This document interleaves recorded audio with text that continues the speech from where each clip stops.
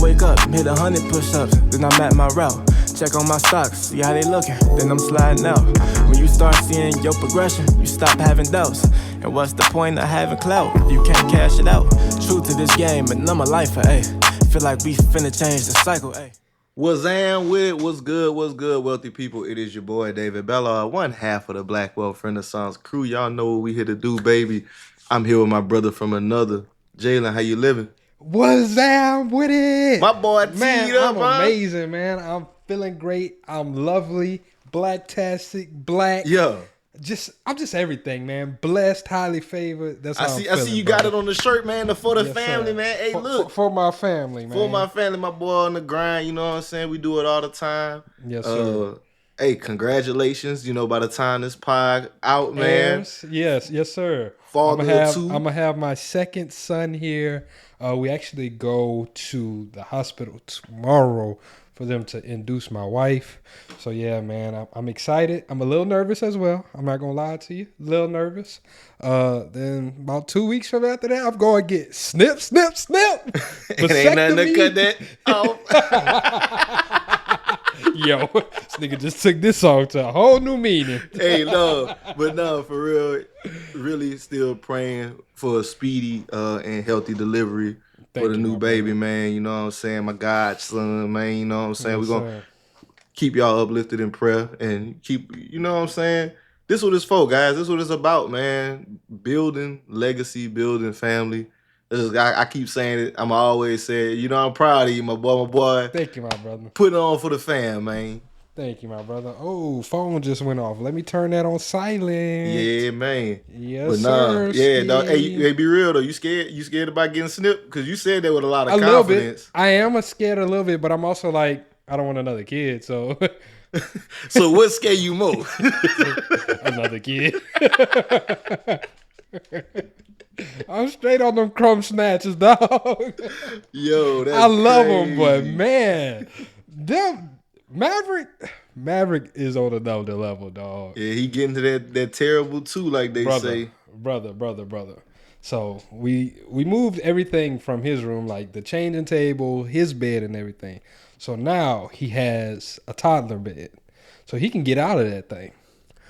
Starting yesterday morning, well, not yesterday morning, his nap time. Tanea was sleeping. She heard some knocking or whatever. Maverick then woke up from his nap. He banging on his door trying to get out. Same thing I heard this morning. 6 o'clock in the morning, dog. I'm hearing knocking and banging and hollering. I'm like, what's going on? Yeah, he said, it's time. Yeah, it's time to wake that ass up. Yeah. It's Maverick in the morning. Power 95. Hey, yo, that's funny, though. That's hilarious. Dog. But, again, dog, that's what it's about, man. And, you know, as update on my end, guys. Your boy, I think I mentioned it. No, I didn't get a chance to mention it. Let's talk about it. Yeah, man. So, y'all know Jalen, he had told me go to the doctor and he had challenged me, you know what I'm saying? I actually think... No, I think that's an episode that didn't happen. Yeah, I don't think yeah, that's what I'm saying. I thought I said it, but we had a great episode that we had, guys, but technical difficulties, but we'll get that one back to you. But either way and neither way, right? What I was going to tell y'all about, give y'all an update on my health journey. We went, get checked out, man, went pull up on the doctor, and your boy got to get surgery. Listen, guys, I'm going to tell y'all this. When you turn 30 and all that shit, I thought it was, you know, the people were just playing, you know, hey, man, you got to do a little extra. I thought I had it like I used to. I ain't had it like I used to. First game, was he wrong. I went out there hooping. First game, we was running the half court. I was out there killing Time them. out. Pause. This nigga said I went out there hooping. Y'all ask him, when was the last time you went hooping? And I tell you, when was the last time you went hooping before this? Shit, probably a solid 2 years. Hey, bro, like, whenever you called me and told me that, like, all I could see is an opening of a movie. Yep.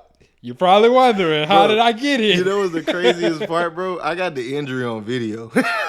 Oh, man, you never told me that. I got to see that. I was sending it to you, bro. It's crazy, dog. Like, the first full court game, I was standing up, chilling. Talking, showing somebody some crypto, showing my girl Crystal some crypto, explaining, you know, how to invest and use crypto.com app, whatnot. Shit, probably 10 minutes. I'm just over there standing up talking like, hey, come on, man, let's go and run the next game. My dumb ass just gonna run out there. Now, why would I do that? I just been standing up, chilling, sitting down for like 10, 15 minutes. I ain't got it like that, man. I should have, you know what I'm saying, warmed up. It and cool down. Yeah. So this is the second possession of the court. I get the I'm coming up the court. I'm just jogging up the court, son. Next thing you know, look like somebody sniped my dumb ass. I went to, and my legs stuck. And I went, and then my knees hit the floor. And then I slid on the ground like how on FIFA when they be scoring a goal. Yeah, dog. I said, oh no. When you said that, I thought about that commercial. It's a commercial where everybody was just sliding. Just sliding, bro. Just sliding. I said, dang. So yeah, your boy ended up tearing his patella tendon. I got to get some surgery on that joint. Jesus. I've been walking around, doing a lot. Basically, his kneecap is in the middle of his thigh. Not in the middle, but it's sitting on my femur. And I got to get the tendon that hold it to my shin bone reattached. So y'all know what this fool was telling me? Oh, it's gonna fix itself, dog. Hey man, look, I just got physical therapy. You know what I'm saying? I was at the house, I was doing things. Cause at first, man, I'm gonna go to cryotherapy. It's gonna help. It did help. I just think, honestly, it wasn't as bad at first, but there was a couple subsequent falls from like. You ain't say that. Yeah, it did happen a couple times where it's like knee buckled and Boy, we're gonna have to get you life alert. Nah. But yeah, we taking care of it. So that's actually coming up for me. That's something I'm a little nervous about. We both talking about surgery, but hey, I'm too young, and we gonna make a healthy recovery. You already know how it's going. Yes, Minor setback for a major comeback. Y'all see me, I'll probably be making more content because I'll be stuck in the house, baby. And other news, I switched jobs, so I am gonna be more available. Turn up. Yep, be back at the house, working from home. So, looking forward to getting more content out to you guys. But, man, that's a long-ass intro, dog.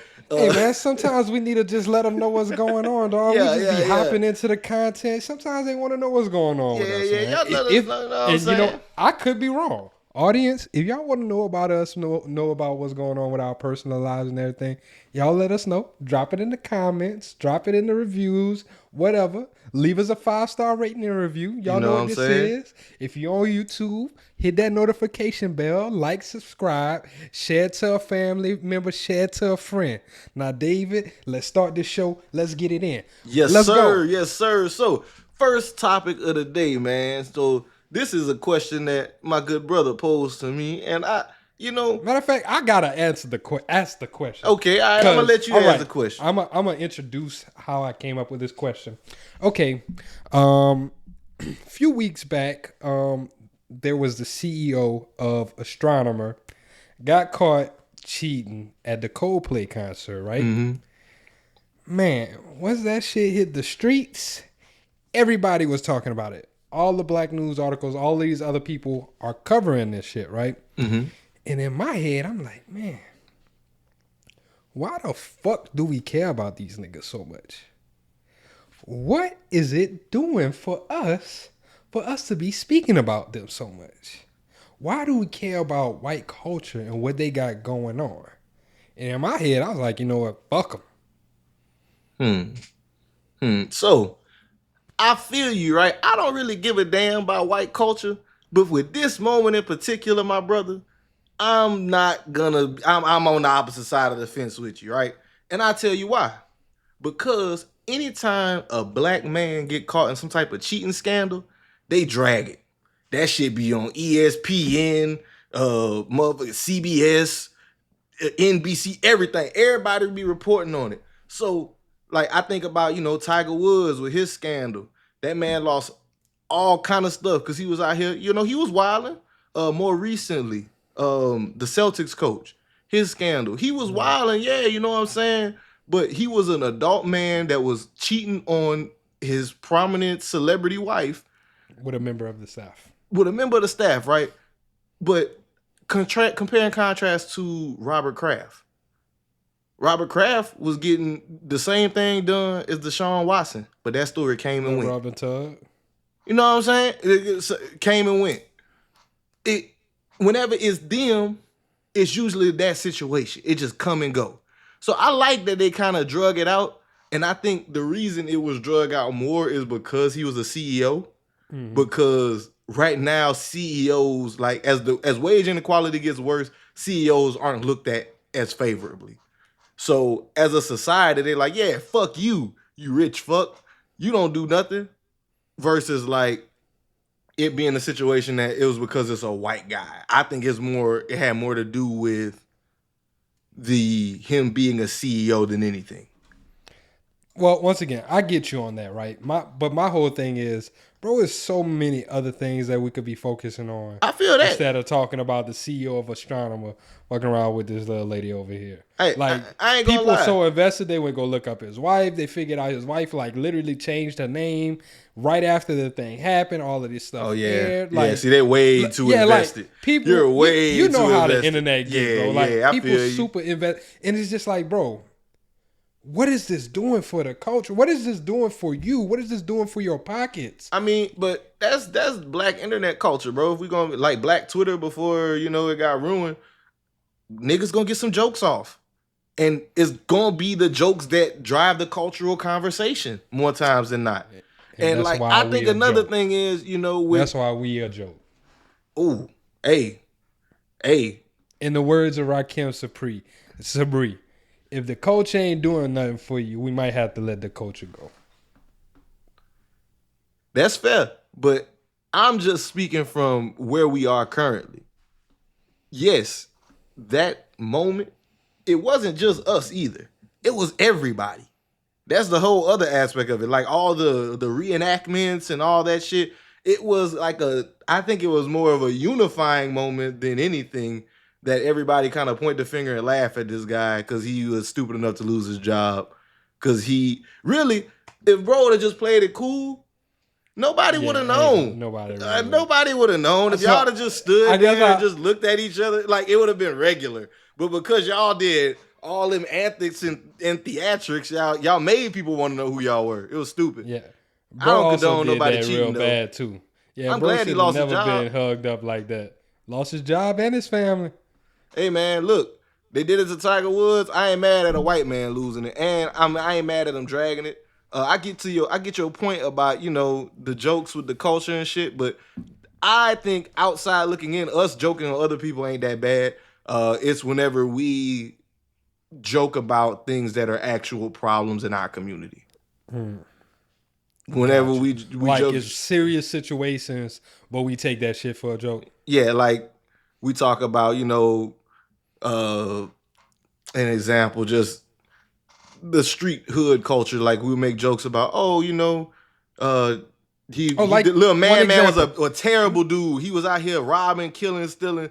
But then whenever he died, his mama gonna be on the news talking about he was such a good boy, and we'll make jokes and laugh about stuff like that. Reggie just sent that to the group. There was a guy that got shot in New Orleans, and like his cousin's name was basically saying he got shot in New Orleans for robbing someone's house. So I will say it was kind of messed up because the lady shot him after she called the police and after he was out of the house, like running away. So I will say that was messed up. She should definitely get charged for that. Yeah, he broke into her house and burglarized it though, and she shot him. Yeah. And then his cousins and everything was on like, oh, he was going to school. It's just a situation we're in. He was just trying to make a little extra dollars, kind of almost justifying it. Yeah. And I was just like, yeah, nah, that ain't cool either, dog. Yeah. Like the whole situation's just messed up. Yeah, and poverty creates situations where people will do things out of desperation. Mm-hmm. But it's not like you can make it morally just because you were in a bad situation. Yeah. Right is right and wrong is wrong. Facts. And yeah. Because we're still on the conversation of kind of like white culture or whatever, something that just literally popped in my head. I know this isn't on the topic board, but Hulk Hogan passed recently. Yeah. Right?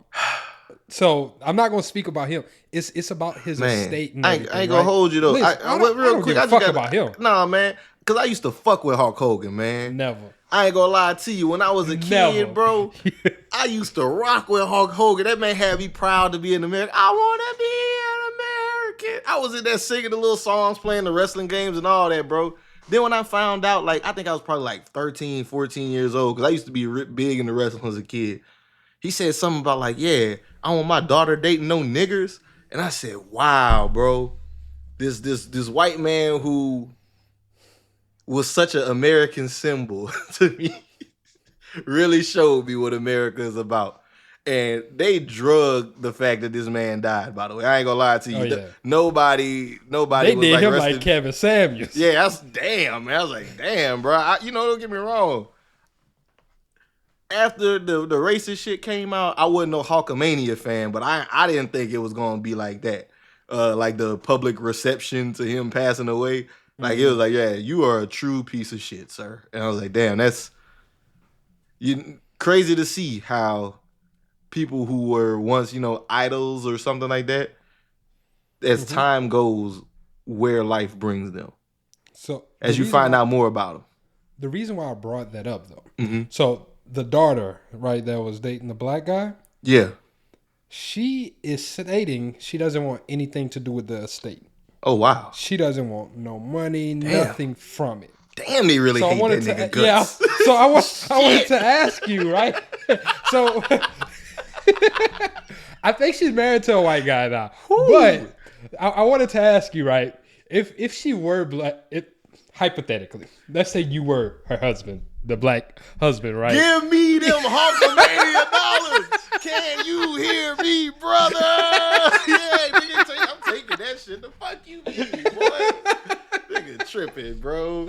Nigga tripping. But I ain't gonna lie, she's standing on business though. Shout out to his daughter. But I ain't gonna lie, in my head, I'm like, yeah, fuck that. I need that. That's reparations, baby. Run me that, please. Run me that money, but baby. No, that's interesting. Maybe she's doing quite well for herself. It's actually, and it's not just him. It's a few of his other kids that's saying, nah, fuck him and that money. Damn, bro. He must have really been a terrible person. I know. He must have been a horrible dad. Like, you got to be a horrible father for your children to like not want nothing. I don't want the money, bro. Like, you ever watch Breaking Bad? Never finished it. Okay, I ain't gonna spoil the show for you, but yeah, don't spoil similar. It. Yeah, like, you'll see what I'm saying whenever you finish watching it or something. I can believe it. I can already see it, bro. Yeah, like I don't want nothing to do with you or that bread. Like, yeah, Walt tripping. Yeah, I can see it.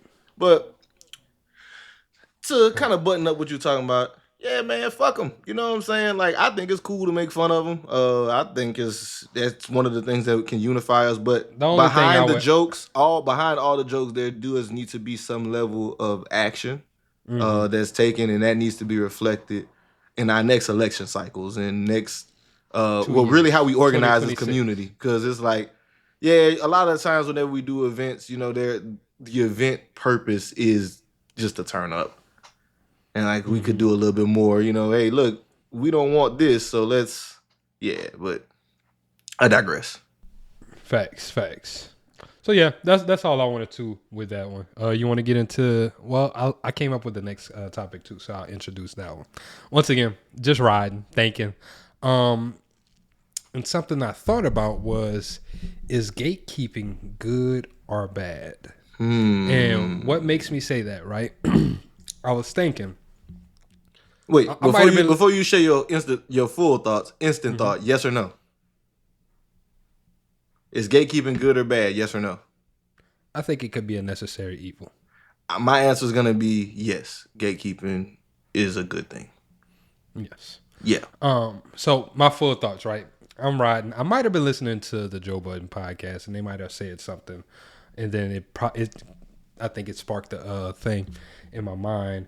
And basically, when we think about gatekeeping, right, we think about, oh, this person isn't letting me in. This person isn't doing this. This person isn't doing that.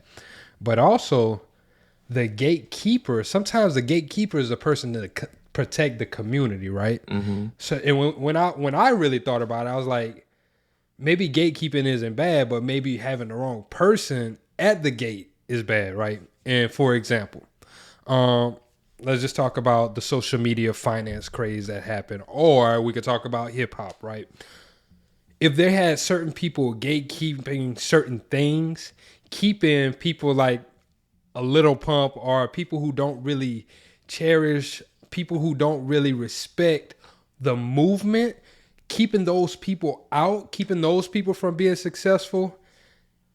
I think that's the good part, right? The people who don't really give a damn, the people who want to come in, take advantage of people, commit fraud, they want to scam people, do all of these things. If there's somebody to gatekeep and say, nah, I don't think this person is valid, this person ain't solid, we shouldn't really fuck with them.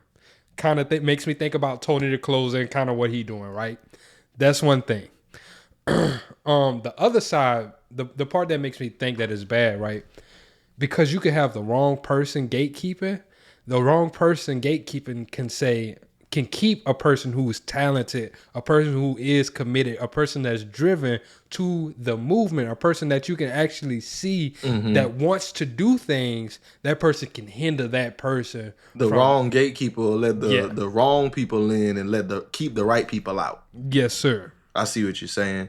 So like for me, right? Even like the everybody comes to the barbecue. Nah, man, fuck them niggas. Nah. Everybody can't be invited, right? And that's kind of my thing and why I believe gatekeeping is a good thing. You say a necessary evil. I don't think it's evil at all. A lot of times gatekeeping has this negative connotation when it's really just what you said. It's regulating. Do you have the qualities and parameters to be a person, or do you have the values to be a person who is a part of this community? Because unfortunately, everybody can't go. There's no situation in which everybody can go. There are people who may be great people who are good friends to you, but they don't share the qualities and values and take the same actions as a people who are in this group. And whenever you start letting people who necessarily shouldn't be in, whenever you let everybody in, right? Because my thing is, you don't want to not give someone an opportunity. But whenever you just let unqualified people in, you start to degrade the entire environment. And I'll use insurance adjusting as a great example. The insurance adjusting industry is a great example of that, right? From the time I've entered it and the time Jalen has entered it, right? Jalen was telling me about this back in, 2016, 2017. He had an auntie. Right after we graduated, cousin. Right after we graduated, bro. Right after we graduated. And they were making great money. Like $50 an hour was a regular type of thing. But with the advent of the internet, it's particularly during the COVID pandemic, what we noticed was like people coming online talking about, hey man, this adjusting thing is a great opportunity. All you need to do is get, $300-400, get a license, lie on your resume, and then you could get in. But the issue with that is, right, the people that are going for this, some people are going in with ease in their mind and they're willing to take less.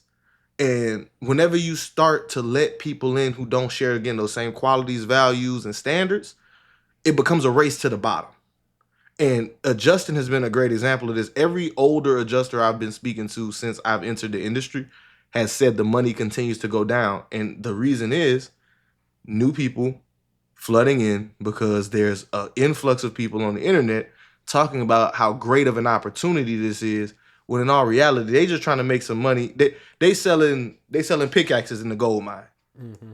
Whereas like once a lot of people, after they've spent the money and gotten into the industry, they recognize, okay, well, the work expectations don't match up with the funding now. And older people who have experience, because this wasn't gate kept well, now they don't want to tell you. They don't want to put people on opportunities because like this is the good opportunities. Because this is a who you know industry, and if you everybody wants to make a lot of money, but a lot of people don't. But hardly anybody wants to become the person it takes to make a lot of money.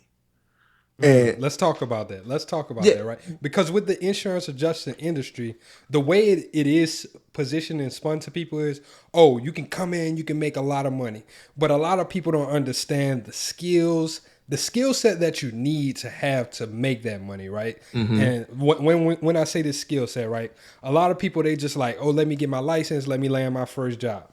But they're not doing the work. Even with me with cybersecurity, right? I kind of see the same parallels with the tech industry. People just get a certification and think that's enough. It's not enough. They're not putting in the skills. They're not, one, the insurance adjusting industry is heavy customer service skills, right? I've literally watched whenever I would go to assignments, people can't even call and speak to people on the phone just to get a first notice of laws. They can't even speak to people just to figure out what's going on. That's one, right? Second, technology side of the thing. They don't even know how to work a freaking computer. Mm-hmm. But you want to make all of this money. You want to do all of this thing. Third, they also don't want to really put the work in that's They necessary. don't want to learn the knowledge to become proficient at the job that you're getting paid to do. Exactly. It's work. It's work for sure, bro. Like, you going to get paid, but it's work. And you're going to work hard whenever you're working in insurance adjuster. You're going to either be working 7/12s, you're going to be working 6/10s, or you're going to be working like a staff type job where, Yeah. you're doing 40, but they going to try to flex you and get some overtime hours out of you. But either way, like to Jalen's point, it's work. But that I think it's a good example as to why gatekeeping can be a good thing. And more times than not, I think the negative connotation that we apply to it from a cultural standpoint, we got to try to shy away from that because we need to be holding people to a standard at times. It's like, if it's a qualified person that's getting knocked out, blame the gatekeeper. But if it's a rando, we doing the right thing. And we got to protect those things. Like, if you don't have standards, if you don't stand for something, you're going to fall for anything. And that's what I see happening with a lot of shit. Facts. Yeah, same. Hip-hop. Like I said, same thing with the tech industry, bro. Like, I speak to some people. I'm trying to build my network in there. Anybody who want to connect with me, hit your boy up on LinkedIn. Yeah, you feel me? But yeah, I speak to a lot of people, and I hear some people just like, yeah, I just got my certification. Then I'm like, okay, what else are you doing? Not doing no labs, not doing nothing to really figure out. Not even networking, not yeah. trying to talk to somebody that, like, hey, look, this is what I'm doing. Yeah. Exactly. It's not going to be a one thing. You got to continually build those skills and display that you have those skills. So yeah, I personally think it's a good thing. Same. When executed properly. Same. Yes, indeed. So, man, moving on to the next topic. This is something that I had that I wanted to kind of talk about to give like some context to it. A lot over the last few weeks, we've been talking a lot about the markets and cycles. And, this is a constant thing on the show where we really like to examine macroeconomic trends. So one topic that just kind of came across my radar, because we've been talking about, market crashes. Seems like since the flash crash of 2021, we're just waiting on this bubble to pop, right? So I wanted to go over the 4 patterns that you can observe in a market crash and kind of show how there's parallels with today, but also kind of discuss how today is different. And I got a question at the end of it that I'm going to ask. Because I think it's an important question that we all should be thinking about whenever we think about bubbles popping and economic cycles, especially like in 2025, how the world is so different. So, getting into it, right? The 4 patterns that are observed in a market crash. So there's 4 things throughout history. Like if you've seen any big market crash or panic, these are the things that are going to be consistent trends across every one of them. And number 1, we have investor overconfidence. Everybody thinks we're going to just continue to make money forever. Think 1929, you had shoot shine boys telling you what stocks to pick. Not the right person to be telling you that information. And if you're taking that information from them, you probably deserve to lose some money, right? And number 2, we got regulatory shortfalls. So the government fails to put in proper guardrails.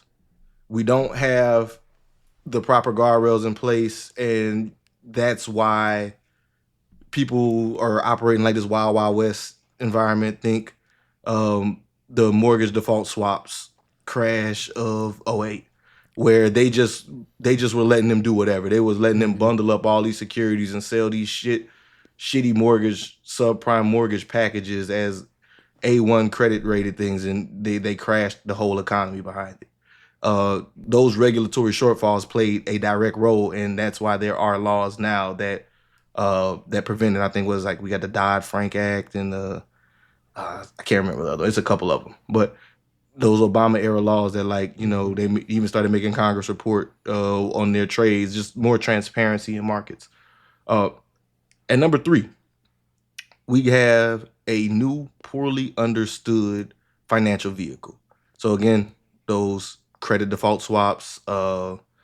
Think back in the 80s and 87, they had started, with leverage buyouts and portfolio insurance, and they were like, "Yo, this is the greatest thing ever." And then whenever it was the greatest thing until it wasn't, and then the markets crash.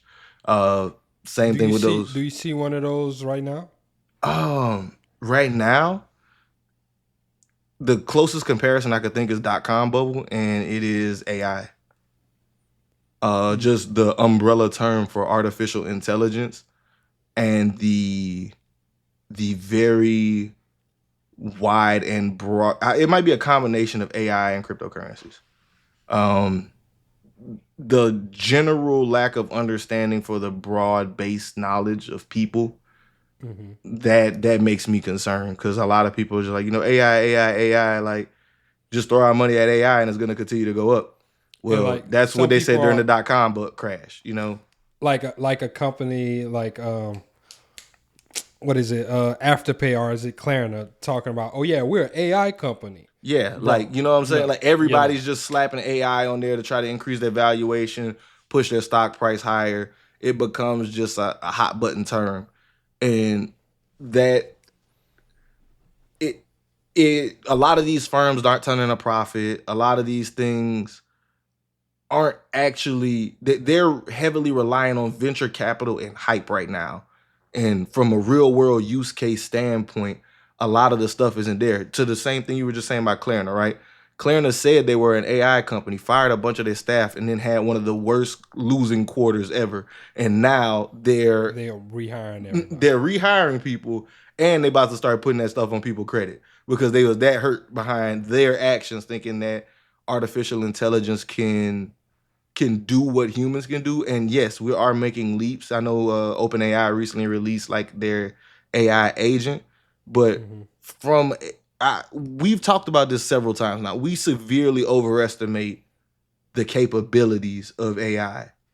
Like, it still requires humans to function. And the thought that it's gonna just replace us or all this stuff like that, I think that type of hype and mystique around it creates why I feel like it's our shiny, dangerous new toy. I do feel like some things will be replaced by AI. Some things will, but just like how some things during the .com bubble, like Amazon, Google, Apple, like they all came out of the .com as like titans of industry. Microsoft, they came out as titans of industry. So that will be created, but a lot of the hype machine around it, whenever that goes away, that I think is going to be a big thing. And then number 4 is just debt. That's something we've been talking about consistently. Debt. We're up to our ears in debt in America. Nigga, we up to our forehead. Bruh, the government in debt. The government, I think like 52% of our revenue is going to paying the debt. You said who? The government mama. Everybody in debt, man. The consumer loans, all-time high. Credit card debt, buy now, pay later debt. The debt balances for people are continually climbing. And with that, right, those are 4 things that I guess are reasons why I can say people have continually called for a market crash, because you can still see those patterns today in just about everything. Like we have the most overvalued stock market in the history of stock markets, but we hold on to this idea that things are going to continually go up. And this brings me to the question that I had, right? Is quantitative easing breaking the natural market cycle? And can it prevent a market crash? I do have a question. Is it just quantitative easing, or do you think it's the actual controlling and our controls that we have with like the Federal Reserve and just our financial system in general? I think QE is the main driver of it still, whereas like every time we get into a situation where we're concerned about the debt, we just continually add to the deficit by making up additional money and driving inflation. Like the Fed continues to print money, and as long as that goes on, even with interest rates, right? Because that's been the big battle with them and Trump. Like Trump wants them to cut interest rates. The market's still hitting all-time highs. They hadn't cut interest rates since December. Like even though that's what he wants, that's not. We just had it's not. The numbers aren't justifying for him to do it. Yeah, but the idea that I think because we've had the practice now to see it happen twice. In 08, we did it. In 2021, we did it. And both times the market recovered. Shit, it recovered even faster in 21 than it did in 08. So it's like, I think it's going to be a situation where they're going to just keep going until the deficit, till the bubble's going to just keep getting blown up. And I think a lot of times we get so caught up on crash and trying to hop out that we're losing sight of the fact that our money is continually losing value, and you need to be invested in something, because inflation is really the enemy here. Like if we're thinking about a market crash right now, we need to be thinking about how much less our money's actually going to be worth if we're not putting it to work for us, because it's going to continue to get worse before it gets better. Everything with the big beautiful bill, that's not going to increase the amount of money going to the American middle class or lower classes of people. Life is going to get more expensive. We still have the tariffs and trade negotiations going on. Like things aren't getting cheaper. And the only way that you're going to retain any of your dollar's value is through the asset markets. And not having exposure to it, I think, what country is it? Japan is an example of it. They kept interest so low and just kept printing money to where they ended up in a deflationary environment, and now their money not worth nothing. Like that could very well be the reality of the United States in the next 5 to 10 years. But until we get to that point, invest in assets and don't be scared to invest on a consistent basis through dollar cost averaging. That's just kind of my thoughts on that. So I'm gonna go back to the question that you posed about quantitative easing. Sorry, I do think it is keeping the markets afloat, but I also feel like all of this shit is just smoke and mirrors anyway, right? House of cards. I feel like this is all a house of cards, and I feel like it's just a panic button, right? Whenever people start to fear, whenever things start to go on, they hit that big red button. Yeah, print. Let me push this button. Let me chill out, y'all. Relax. We good. We ain't got nothing to worry about. Yeah, money printer go. Brrr. It's a pandemic, not a pandemic. Y'all straight. Y'all cool. We gonna take care of y'all. But my question is always, how long can that sustain for, right?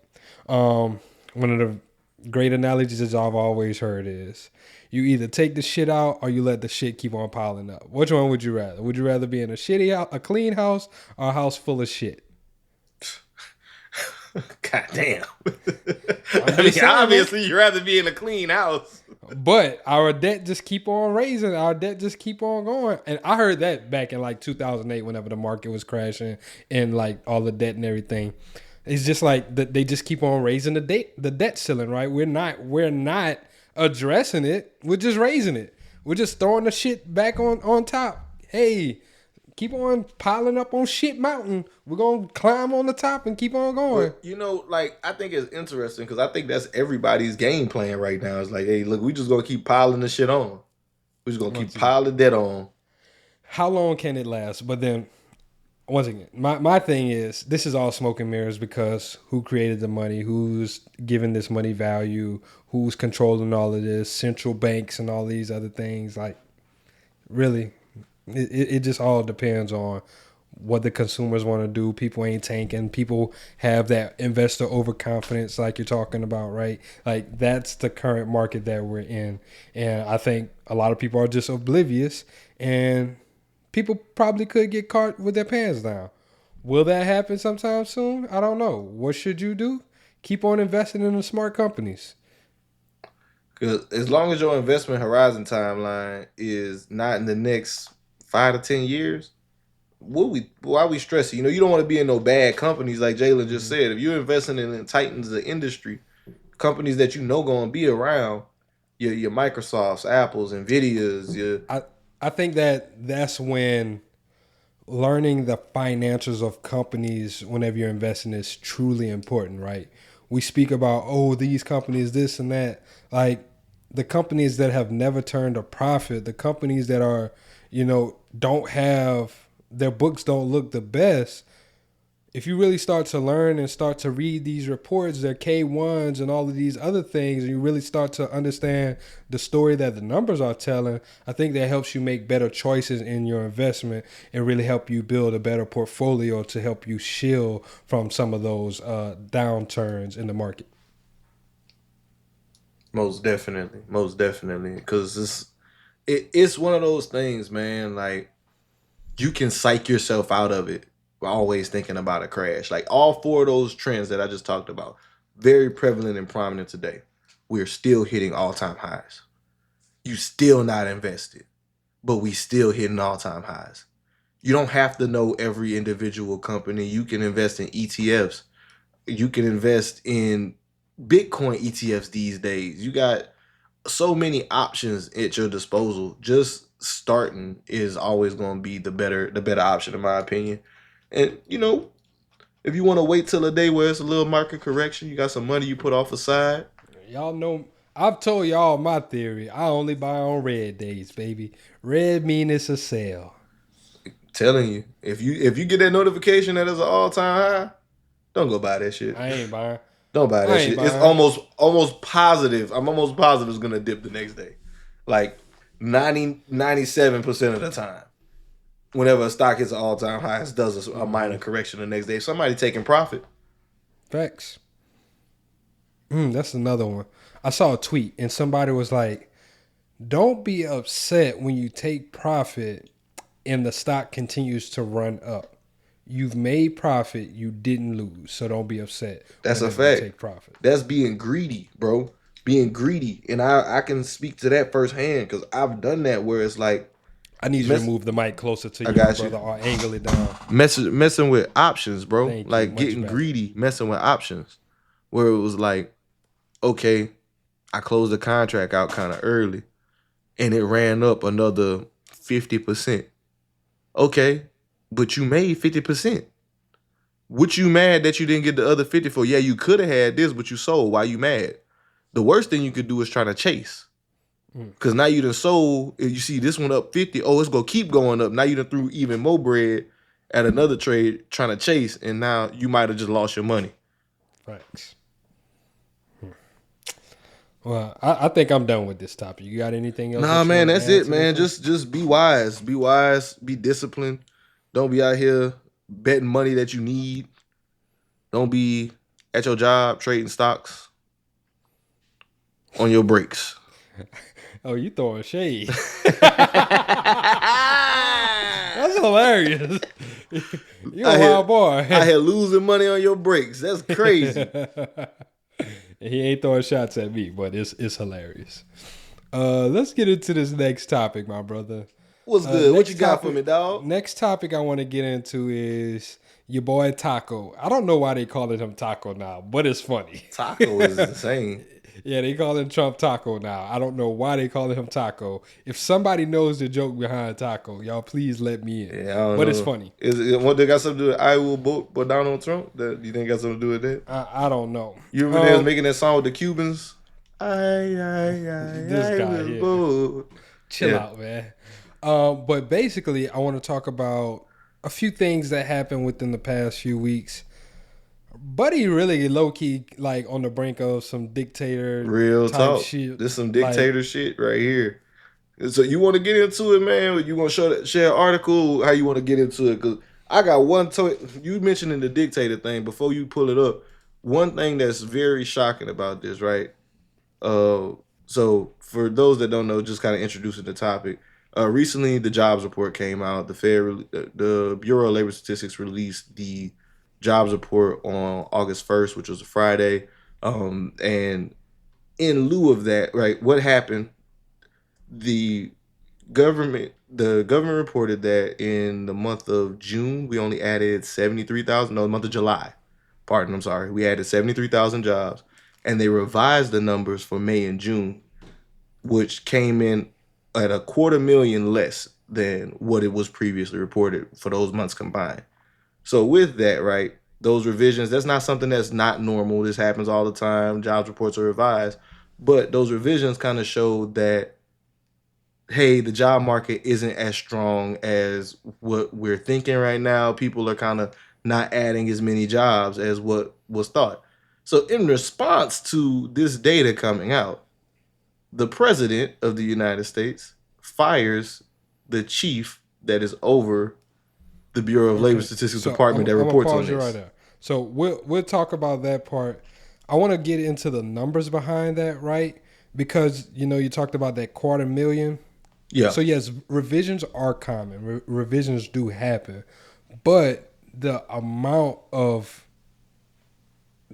the difference, right? The delta there, that 250,000 is a bigger difference. That was a larger swing than people were normally used to, right? So like you said, Trump's response to that large difference was, hey, let's fire the Bureau of Labor chief because it's her fault. This clearly isn't right. This is clearly, of course, he went on to blame Biden. He blamed Biden. He said Biden put this incompetent person into this position, and clearly the numbers are wrong, or she's doing something illegal, or something. His thing was, it was political motive that the numbers were changed to make him look bad, is really what he was trying to say, right? Mm-hmm. And I got this article up from CNBC. So right now, the White House is kind of under fire because the National Economic Counselor, Kevin Hassett, on Sunday defended President Trump's sudden decision to fire the Bureau of Labor Statistics commissioner without citing specific evidence. Hassett repeatedly pointed to the revisions on Friday's employment data to justify Trump's firing of BLS Commissioner Erica McIntyre, but did not provide data showing the latest jobs reports was rigged. So basically they're saying, hey, this is wrong, but they're not backing up and showing them, hey, this is actually the correct numbers, right? Mm-hmm. They're just saying, no, those numbers are wrong. It can't be right. Exactly. Yeah. But they're not showing, hey, this is the statistics that we have to say that this is wrong. And he said, the revisions are hard evidence, he said on NBC News, adding that there have been a bunch of patterns that could make people wonder. The article then says revisions are common in job market report data, as the initial estimate often becomes more precise as additional payroll data becomes available in subsequent months. The data is dependent on surveys of employers, and some businesses may not file their data by the initial reporting deadline. So basically, some of this stuff is projections and not the true numbers, right? And then whenever the numbers are actually available, which I think that's low key kind of flawed. I think that they shouldn't be reporting if y'all don't have the accurate data. I feel like you should wait to kind of get that shit. Maybe you should do this on a quarterly basis instead of doing this shit every fucking month, nigga. Having it as a kind of lagging report. Yeah. Which may make more sense, but this is one of those big market indicators that people look at. They look for it every month. The jobs report kind of just, it either builds or what's the word I'm looking for? Not destroys, but kind of turns down. Think of it like a gas pedal. It's either pressing up or like you're taking your foot off of it. Mm-hmm. A good jobs report is putting gas on the market, but if it's a bad one, investors kind of taking their foot off the pedal, like, oh, wait, Maybe the economy is not as strong as what I was thinking. And the idea that he said this is done for political reasons is really dangerous to me. And there was a quote that was in that article where he stated that he believed that replacing this individual. So I got the exact what you said. So this is what it said. The president stated he wants his own people there, suggesting that the data would be more transparent and more reliable with a Trump appointee. Suggesting they gonna put on his paper what I told them to put on that damn paper. That's what that just said to me, right? Whereas like we're less concerned about the actual factuals and more of how does it look for me. And that's that authoritarian stuff that's the stuff that makes me slippery slope. Yeah, like this made me nervous because you're controlling the data. I think about China as an example. Like we don't have legitimate statistics on anything about the Chinese economy since like 2022. They just stopped giving it to the world. Reporting it. Yeah, just stopped giving it to the world. And then the numbers that they were giving us, we're still like, we don't know if this is accurate or not. This is just what they're reporting. But whenever you don't have like a level of unbiased, and I think that's something important like with him and the Fed, right? The Fed whole thing is the Fed is separate from the government. And they should be independent of those political decisions. They're all about monetary policy and driving economic activity. So it's like you're trying to politicize things that aren't political. This is economic. And if you tie those two together, that's whenever y'all start, like I said, like that authoritarian type regime. Yeah. I think it's quite problematic that he fired the lady. And realistically, we've seen this so many times with this dude, bro. He just does shit and then doesn't like take accountability for the things that he's done. Yeah, that nigga has no accountability. That's the part that really pisses me off. Like, because one of the things that most definitely have affected this is the tariffs, right? This ongoing trade war where at the beginning of this month, they were starting to see it trickle in. I still don't think we've seen the full effects of tariffs. No, because at the beginning of this month was supposed to be the deadline to have the deals with everybody, or the universal. I want to say it was universal 15% kicks in for everyone. And some deals have been announced, like the EU's deal, but like all that uncertainty is just making major corporations and businesses like, hey man, I don't know right now. Like we don't know which way this thing is going to go. So I'm not going to invest this capital in this extra person just because I might have to let them go if things go around, or this tariffs increase the cost of my goods. So now I can't afford to have another staff. Like there's a trickle down effect from decisions that are being made at the top, and the lack of acknowledgement of that from those people definitely, again, just made me nervous about the whole totalitarian, authoritarian type regime. I still don't think America's going for that shit, but every time something like this happens, I'd be like, ooh. Hey, man, speaking of that, you also saw some of the other shit that he's doing. He didn't accuse... So, from the releasing of the MLK files... No, the releasing of the MLK files, he then said... He then said Obama committed treason. Did you know he went at Oprah and Beyonce too? Bro, let me tell you. As of today, I need the island boy to release his motherfucking papers. Release them papers, as of island today, boy. He shot at Charlemagne the God. Dude. Bro, what are you doing? You're the president, bro. Like, what's going on? I don't need no president talking to Charlemagne about what you think about him. Charlemagne should be interviewing you. Charlemagne should be interviewing you and asking you questions, not you getting on social media talking about this nigga. Shout out to Charlemagne, though. You obviously doing big things. Everybody, if Donald Trump is using you as a distraction. But we still want them things, island boy. We know your freak ass was out there. It's not going to happen. Yeah, I don't think, even if it does release, I don't think anything's going to happen to him. It's going to be redacted. You're not going to see his name in there. I mean, I just wish, hey, bring this up. this is something very interesting that I had heard. When it comes to the whole Epstein Island stuff and pedophilia in America, did you know that like until 1895 the legal age of consent was like 7 years old in most states? What? Yeah, nigga. These niggas is sick.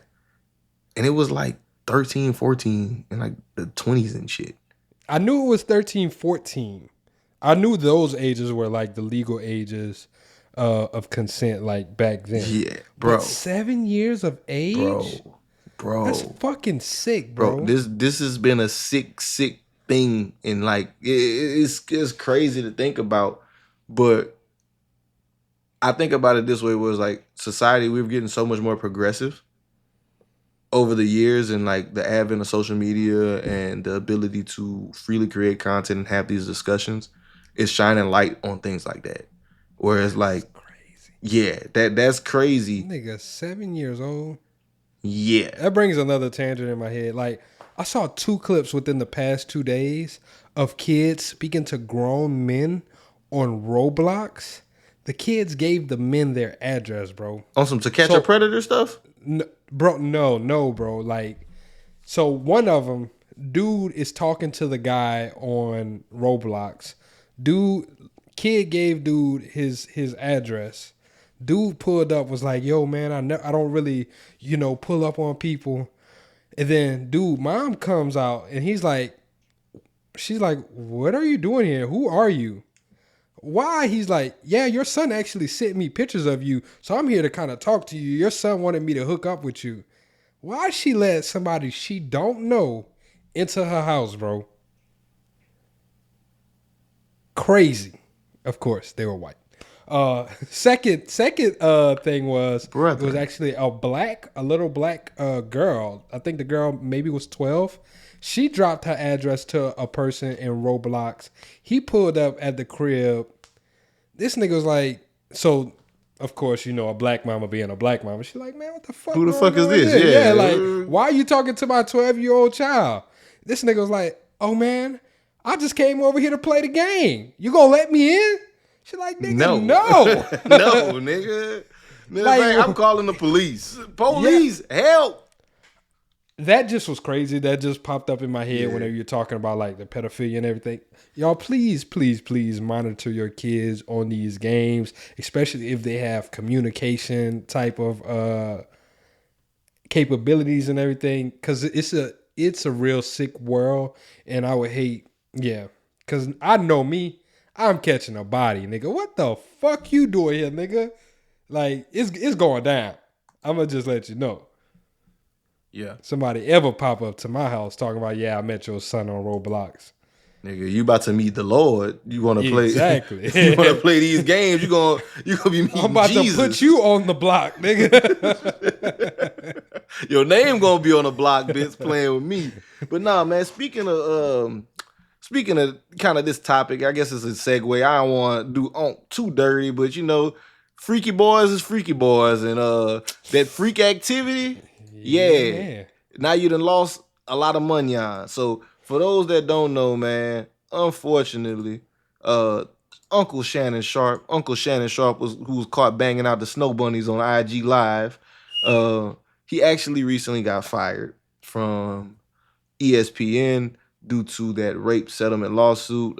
So ESPN's cut ties with NFL Hall of Famer. This is an article from The Athletic by Andrew Marchland. ESPN's cut ties with NFL Hall of Famer and media analyst Shannon Sharpe less than 2 weeks after he is settled with his ex-girlfriend that accused him of rape. Sources told The Athletic on Wednesday.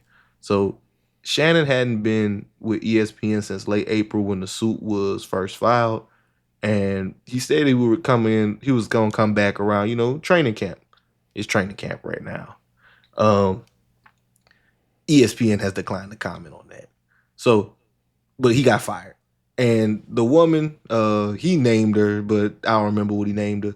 But she was 19 at the time, I think, when they were involved. She had first started speaking. Yeah. So, but there's like a 40-year age gap between them, something like that, right? she was seeking 50 mil for pain and suffering and psychological and emotional distress, mental anguish and embarrassment. Sharpe denied these allegations. He made that video saying it was a shakedown and saying they were going to put out a sex tape on him and all this stuff. He had doxed her and all that stuff like that. Well, they've dismissed the case with prejudice, meaning that she can't come back and try to sue him for this again. There's no criminal charges filed on this. But what's messed up about this is Shannon lost his job, right? I think he was making something like $6 million a year with ESPN.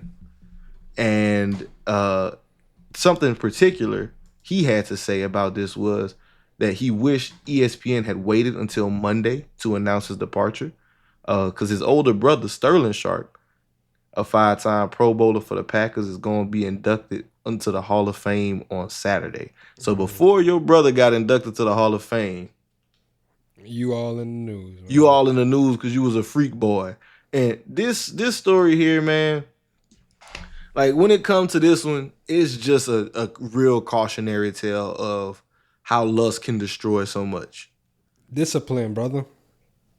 Discipline. That's my biggest thing with that is discipline and how you can squander your wealth by being undisciplined, by choosing the wrong women to be involved with. I don't care if she white, black, Asian, Hispanic, whatever. If she the wrong woman, she can destroy you, brother. That's how men have been conquered. Kingdoms have fell throughout the ages. All it takes is a pretty face and a nice ass, and you could be done. You ain't lying. And I hate to see that be the dismantling of Shannon, man. So, and it's rumored, allegedly, that the settlement number is $23 million. Because I do remember seeing something. The girl said she was retiring after that. That was a post she made the day she done after. with OnlyFans. She said she was done with that. She gonna do whatever. So she got her bag up out of him. And So there had to be something there for him he did something. Yeah. The crazy part to me is, according to like statistics, Unc only made like 20 bands throughout his 20 million throughout his entire NFL career. Oh, he's made way more money since becoming but I'm just a media saying personality. throughout your entire NFL career, brother, you gave her your NFL career. You put your body on the line. You did all of these things just to turn around, get that money to this little young white piece of ass. That's what I'm calling it. I don't know her name. I'm sorry. But just to give it to this young white piece of ass to come up, then say, hey, I'm done with OnlyFans. I'm going to have generational wealth. Kind of goes to that Hulk Hogan thing in the beginning, right? Like, you done did all of these things. Now, she about to feed her family for the rest of her life. You're giving away generational wealth. Real talk. Because, that was a criticism, and I didn't look into it further, but I did see that was like a thing people were saying online. Was like, you didn't even give your kids money, or like you refused to give your kids money. I didn't read it. They were saying that he only gave her his kid. This was something that I wrote once again. Not wrote. This was something that I read. Nah, you was the one spreading the rumors. It was Jalen. We found him. Whoa, pause. Because there's something else I want to get into off of this. But no, pause. Allegedly, this is something that I read on the internet. They were saying that he only gave his daughter $30,000 for her wedding. Yeah, that'd be crazy. Yeah, so that'd be insane. That was what I had saw. But I just want to say, fellas, also, only is a crazy word for 30 bands for a wedding is nice, but I get in today's term, brother. That's the venue.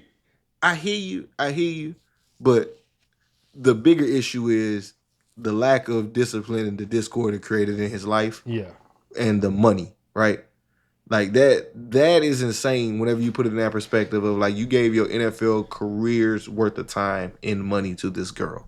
Yes. Because you was into race play and you was in all that freaky deaky shit with her. That was crazy whenever we heard about that too. We should all know less about each other, man. That's all I gotta say. We should all know less about each other.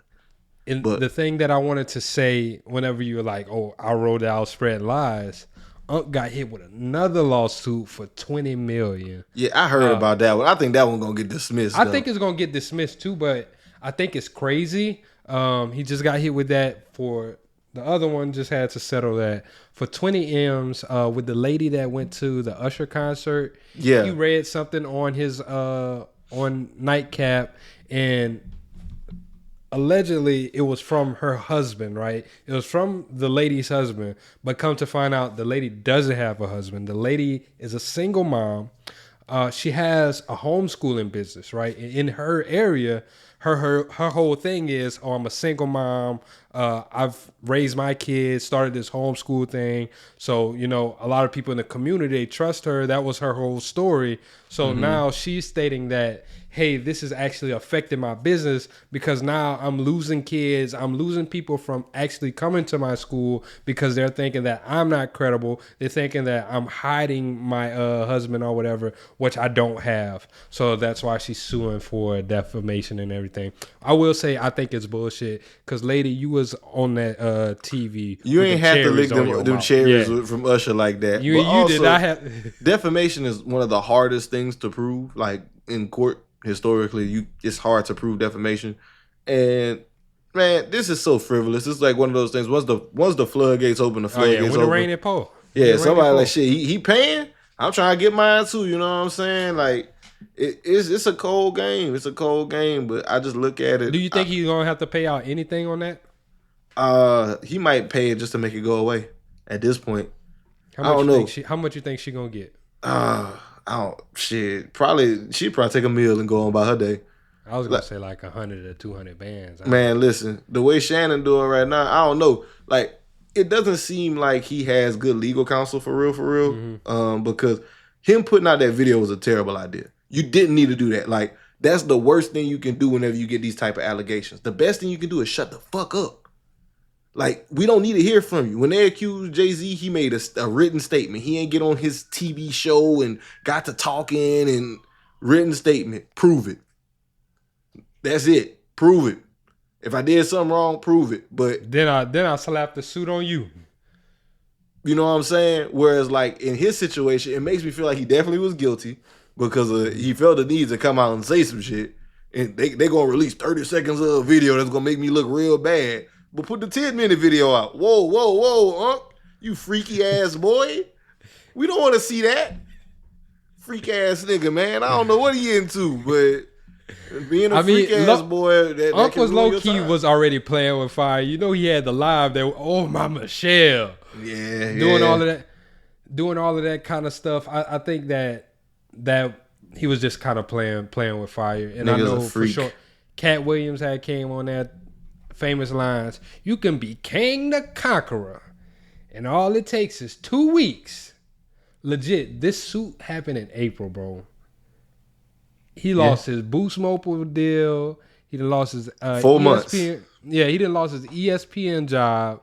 And I don't know what other type of things were stalled because of this, right? Yeah. And once again, he could be completely innocent. He probably just settled it for it to go away. Whatever happened with the situation. Man, you don't get no 20 mil away if you're innocent, bro. I ain't gonna hold you. I ain't gonna lie to you either, man. I can't imagine that either. If I'm innocent, I'm not giving, like Diddy, you wouldn't give 20 mil away if you was innocent, bro. I can't like, you dead ass guilty, bro. Yeah. But yeah. Fellas, y'all stay vigilant out there. Y'all be disciplined. Have some dick discipline, man. Don't just be hitting everything. Just because you I ain't gonna lie to you, don't brother. mean you should.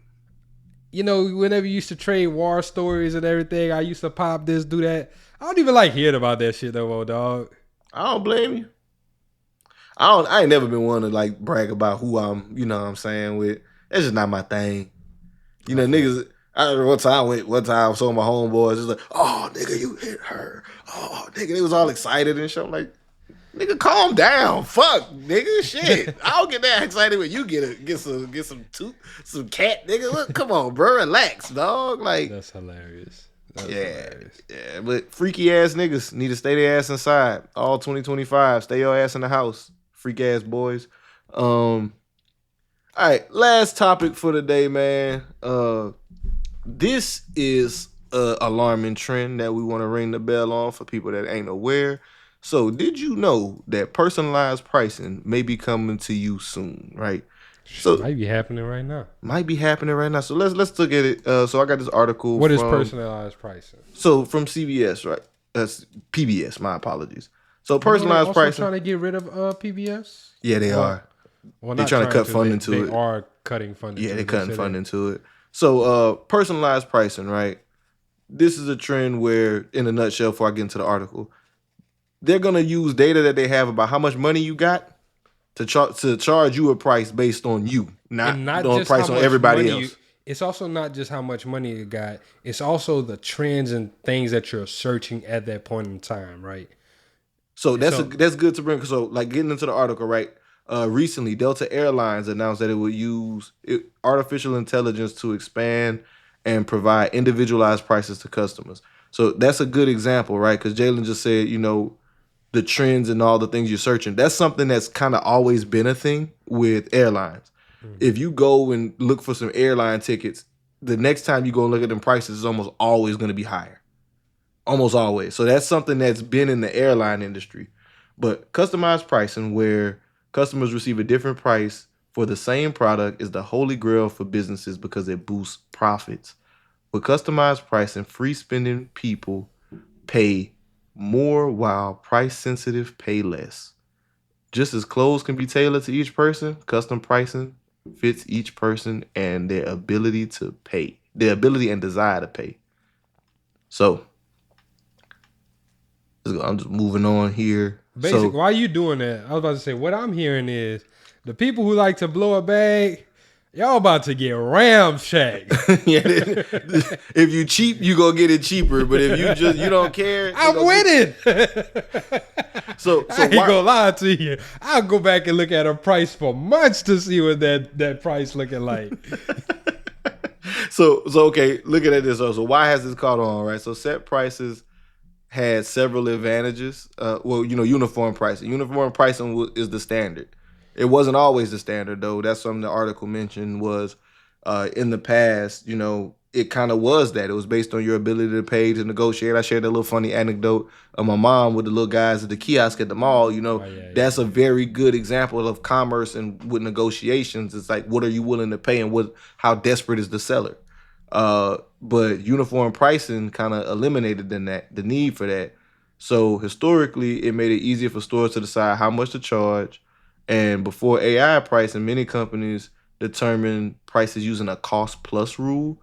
Cost plus means the business adds a fixed percentage or markup to an item's cost. The markup is the percentage added to a product's cost that covers the company's profits and overhead. Big box retailer Costco still uses that rule, adding roughly 15% maximum markup to each warehouse item on the floor. If something costs Costco $100, that means they sell it for about $115. Makes sense? Cool. Mm-hmm. All right. So the problem with Cost Plus is that it treats all items the same. For example, Costco sells wine in many stores. People buying expensive champagne typically are willing to pay a much higher markup than customers purchasing inexpensive boxed wine. Using AI gets around the problem by letting a computer determine the optimal markup for item by item. So what does this mean, right? AI needs a lot of data to do this efficiently. Right now, most people are dealing with digital. Everything digital can be tracked, and it's been called a gold mine of information. So MasterCard says its data lets companies determine optimal pricing. So Visa, MasterCard, these networks, they're going to be the ones sharing this data with these companies to basically help them do this. Damn, I'm kind of mad with this episode from last week. Yeah. Because this would have been a great callback. Yeah. We'll get it back on the books, though. We'll get that one back on the books. So the information that's collected on you, that all the things you pay electronically to, MasterCard, JP Morgan, any of financial companies, they are going to use that to inform the artificial intelligence and get some custom prices for you. So some states are trying to prevent it. Looks like they have some states that are requiring retailers to display a single price for each product on sale. But even with these laws, the system to do custom pricing by using targeted digital coupons. I did see something too where like Walmart was thinking about putting like digital labels in, which would just like, that plays right into, imagine this. Automatically just changing. That as you walk up, it got your geolocation on your phone and know what you've been looking for, and then know how much money you done spent and how much money you got in your account. I'm going to turn all them settings off. Oh Fuck yeah. y'all. So that's good. I'm glad you said that. There's another part here. So how can you outsmart AI pricing?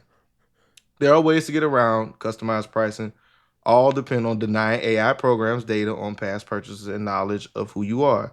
First, when shopping in brick and mortar, use paper money. Good old-fashioned cash is private and leaves no data trail. Second, once online, clear your cache, your search history, and cook. Cash. Okay, Sorry. nigga, learn cybersecurity. Now I can't add a little pizzazz to a word no more. I tell you, boy. Tell you, man. Niggas, man. Your search history and cookies provide algorithms with extensive amounts of information. Many articles say the protective power of clearing your cache is an urban myth. However, this information was based on how airlines used to price tickets, what I was just talking about earlier.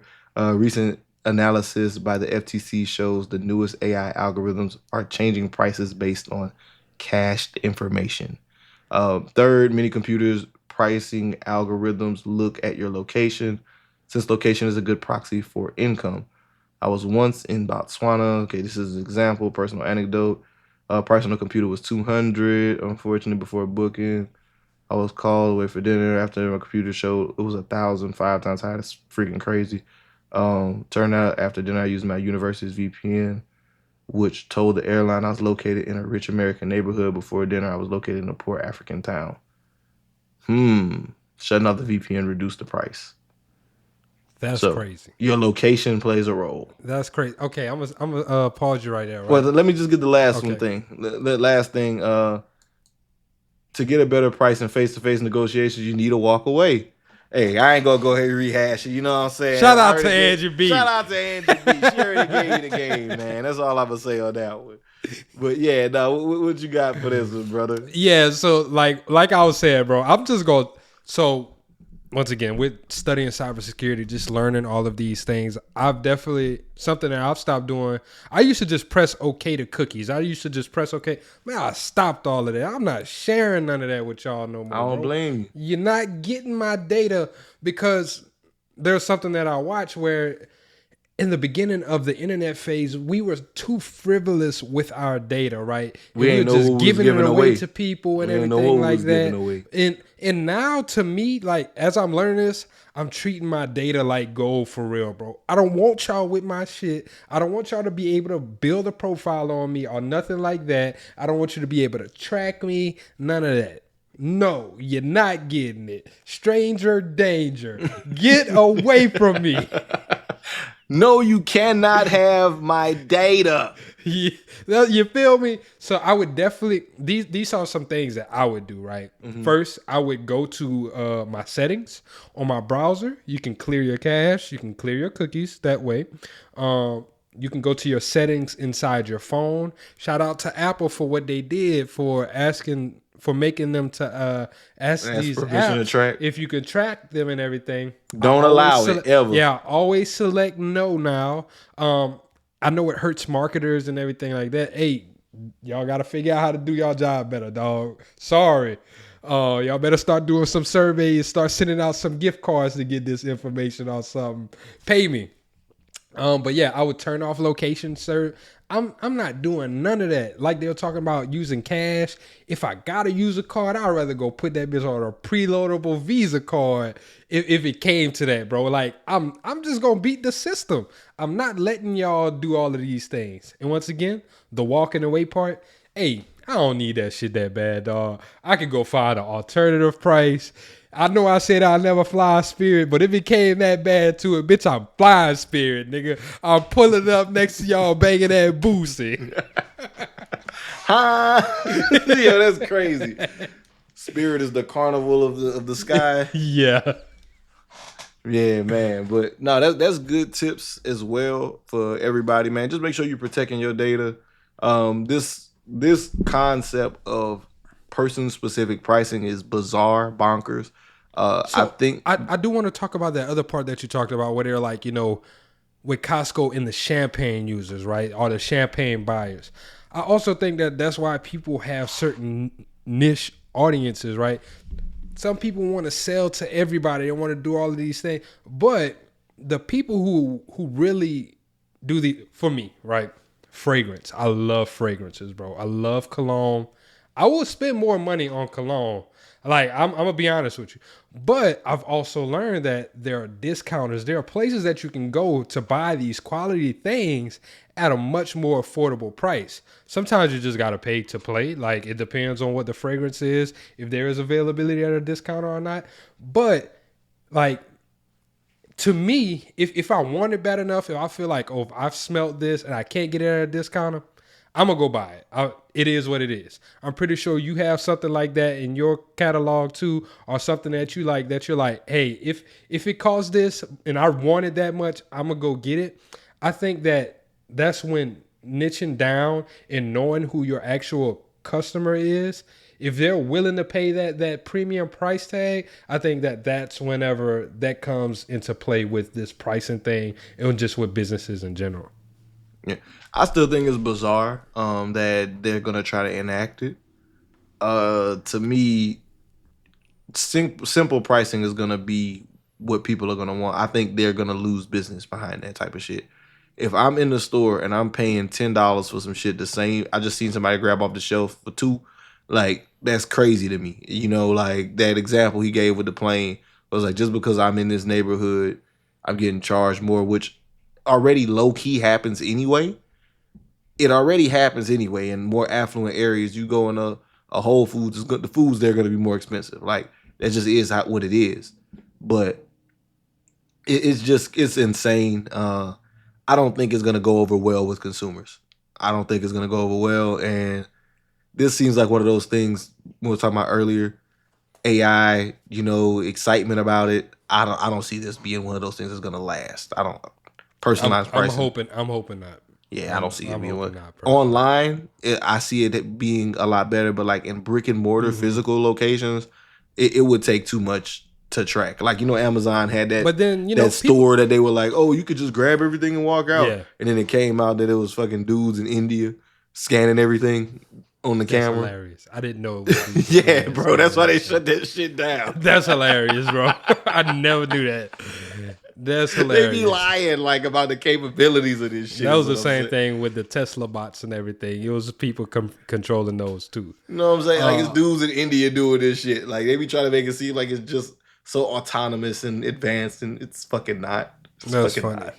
One of the other things that I want to talk about with this particular topic is one of the other use cases that people have for this is your necessity or your needs at the time, right? So I was watching a video on Instagram. The guy was like, companies are going to use this to play on your emotional needs. Let's say it's 2:00 at night. You search some type of children's medicine for a fever or whatever, right? Because you have a sick kid. So now what it's going to do is translate that data to other companies. So now they're going to try to start selling you this thermometer. And then that thermometer is going to be at a higher price because they know that you have a sick kid who needs medicine. You need to check their temperature. Now they're also trying to sell you Pedialyte at a higher price. They're trying to do all of these things because they know constant upsell. Yeah, because they know it's a necessity that you have as well. People know. The companies know that people are going to do what they need to do for their kids. You're desperate at that point. Like, I just got to do whatever it's going to take to get them right. I don't care about the price, even if I don't have the money for it. And they're going to play on that emotional side whenever you're purchasing. I do think people will get smart too, and people going to start some type of like chat or something, put it on Twitter, some type of group. Hey man, how much this product was for you? What's your IP address? Let me serve my VPN though. You know what I'm saying? Like I definitely, people be putting VPNs to poor places like Louisiana, Alabama, you know what I'm saying? Try to get cheaper prices. Straight to that op. Nigga said like the op in a depression. God damn, man. Oh, but yeah, no, I'm hoping it don't work, but you know how shit go, man. We'll see. I think it's wishful thinking for these companies. One of those innovations that's going to go by the wayside in the next 3-4 years. But I sure hope so, man. Yeah. I'm praying. I hope it don't catch on. But guys, this has been a great pod, man. Great pod, my brother. Thank you again, always, for tuning in to the show. We appreciate each and every one of y'all. Y'all make sure y'all leave us that 5-star rating and review if you listening Needs it. on podcast platforms. If you watching us on YouTube, like, subscribe, comment, all that good stuff. Share this with somebody that may find this interesting or gain some value from these types of conversations. We've been here. We ain't going nowhere, man. We doing what we do for the community out of love. Sometimes we take a break, but I promise we're going to come back and we always going to make it shake. You know what I'm saying. Brother Clap, go ahead, man. Let's get us up out of here. Yes, sir. God, align us with our purpose. Bless us with your favor in all areas of our lives, spiritually, mentally, physically, financially, and emotionally. Amen. Amen, amen, and amen. As I always say, from his lips to God's ears. And until next time, BWR signing out. Peace. Peace.